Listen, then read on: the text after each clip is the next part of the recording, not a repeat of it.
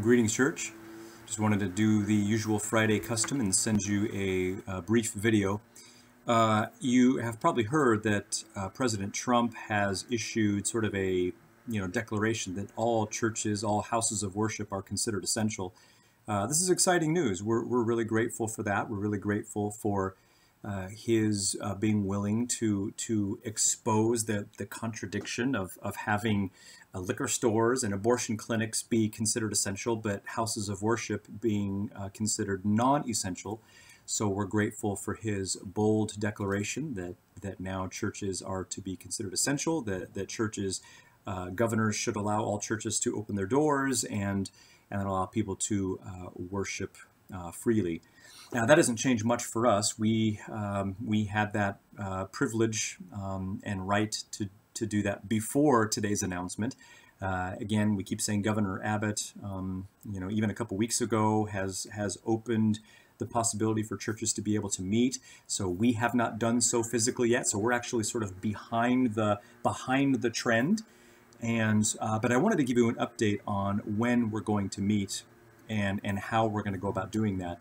The launch date, our soft opening will officially be June 7th. Okay, so we're going to open our doors June 7th at 10:30 for a service, just like we did before. So we're going to reopen the doors. We're going to welcome people in. We're going to run an actual in-person service June 7th. And again, we are calling that a soft opening because, again, it's not a mandate that everyone has to be there.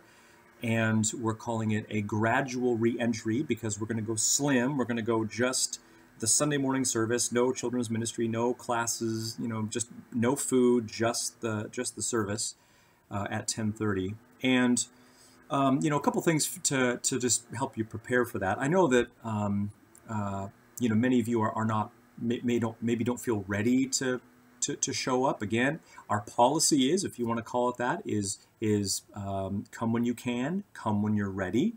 And so if you're not ready to come on June 7th, that's okay. That's all right. We're patient. We'd love to see you before then, but we totally understand. So come when you can, come when you're ready. It's a soft opening, gradual reentry.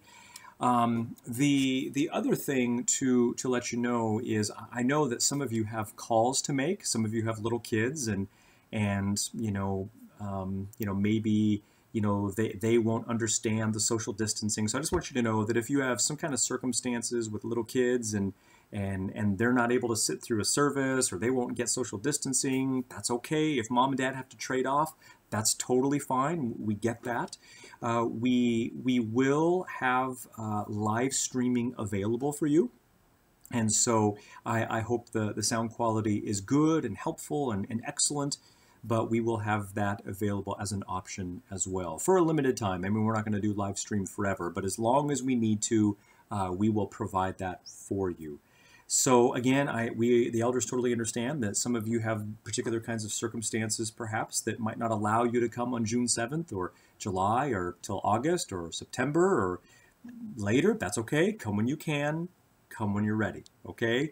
So again, live streaming will be available. Also, you should know that we are going to have a guide available for you, sort of like a protocol list of things that as we launch and as we reopen on June 7th, that we'll have some things, just protocols for you. Again, we'll have appropriate spacing throughout the auditorium, right? Chairs will be spaced apart as they ought to be. We will provide masks and gloves at the door if you don't already have them. We're going to disinfect all surfaces. In fact, we're going to try to make it a hands-free event. You won't have to open any door. And so you can walk in and out. The only thing you'll have to touch is your Bible. So we want to make it hands-free for you. We'll have sanitation stations, antibacterial, all that stuff available. And we'll make sure that we just have all that stuff available to you, available for you. I want to say this too, as we re-engage as a church, as we meet again as a church, it's going to require three things for us. There are three things that this time is going to demand from each of us as we begin to re-engage and meet physically together as a church. Number one, be anxious for nothing. Philippians 4, 6, and 7, really helps us there. Be anxious for nothing, but in everything, by prayer and supplication, with thanksgiving, let your requests be made known to God. So, again, we're not saying you have to show up. If you do show up, that's your choice. But as you do come, just asking to make Philippians 4, 6 a prayer, to be anxious for nothing. Number two, I think what we need to do is we need to make sure that we're always trusting in the sovereignty of God. I don't mean this in a callous way, but we will all die eventually. Car wrecks kill a lot of people. Other kinds of diseases kill a lot of people, and we just trust the Lord with those things. And so with this thing, this is no different. So be anxious for nothing. Trust in the sovereignty of God. And then number three, what this next season of our church is really going to require of us is to extend a lot of grace. So, I had someone tell me the other day, it's like, well, I don't know if I can attend the service because I cough a lot. Not because they're sick, it's just because, different allergies and different things, and they just cough a lot. And so they're like, well, I don't want to go there and kind of freak everybody out. So, in the event that we re-engage and someone sneezes or coughs, be anxious for nothing, trust in the sovereignty of God, and extend grace to others. Okay, we don't have to be fearful or panic or get uptight. It's just, it's okay. It's okay. Obviously, as we re-engage, we're encouraging people that anyone who has any sort of symptom of any kind, if you're the least bit, feeling sick, we're just asking you to abstain, give it some time. I know all those things are obvious, but I just want to cover all bases.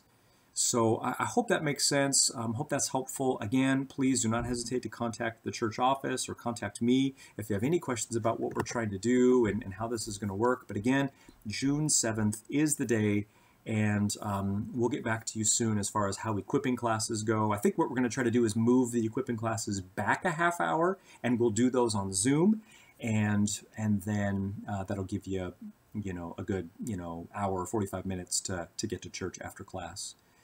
So that's that. I hope that's helpful. Hope that's informative. Again, we love you. We are praying for you. Please, you'll see on the YouTube service there will be a number or an email in which you can send in prayer requests. The elders are asking you to. We want to pray for you, so please send in your prayer requests and let us know how we can intercede for you to the Lord. Okay. All right, church. That's good. We love you. Care for you. And we cannot wait to see you in person. But until then, we'll see you on Sunday morning through YouTube and on the equipping classes through Zoom. We'll see you then.